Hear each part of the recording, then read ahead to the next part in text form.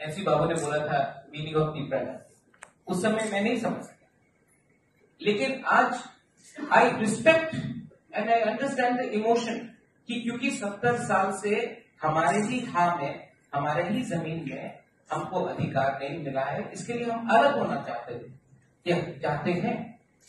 ये एक सेंटिमेंट है। ये सेंटिमेंट क्यों बना है? क्योंकि हमारी सोसाइटी को कभी भी आगे आने नहीं दी। जो आप यहां में आज कोशिश कर रहे हैं, किसी ने नहीं। हमारा सोसाइटी है कि यहां में कोई लाल बत्ती से तो नहीं आ रहा, कोई गाड़ी से तो नहीं आ रहा, हम गरीब हैं। त्रिपुरा का महाराजा भी गरीब है, जो भी केशव चौधरी बोल रहे, त्रिपुरा का महाराजा भी गरीब है। लेकिन जिन लोगों को हमने खुले दिल से निमंत्रण किया अपने राज्य में, उनको भी सोचना चाहिए था जो सरकार में आए कि उन्होंने हमारा इतिहास क्यों बदलने का कोशिश की। आप एक एग्जाम्पल ले लीजिए, जेडी मंडल।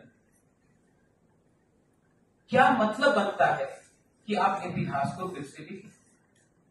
कुछ मतलब नहीं है।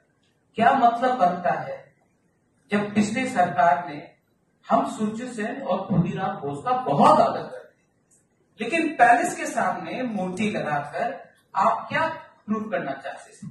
अगर वही चीज हमने किया होता तो कहते कि ये कॉम्युनल है, लेकिन जब उन्होंने किया तो उन्होंने कहा कि हम समाज को बढ़ाएं। ये सब इमोशंस हैं।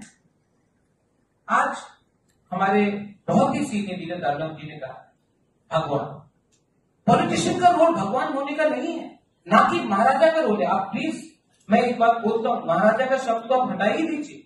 डेमोक्रेसी में there is no maharaja, but if दोपा इज देयर, इफ ओकरा इज देयर, इफ चंता is there, if Chaudhary is there, if Hoda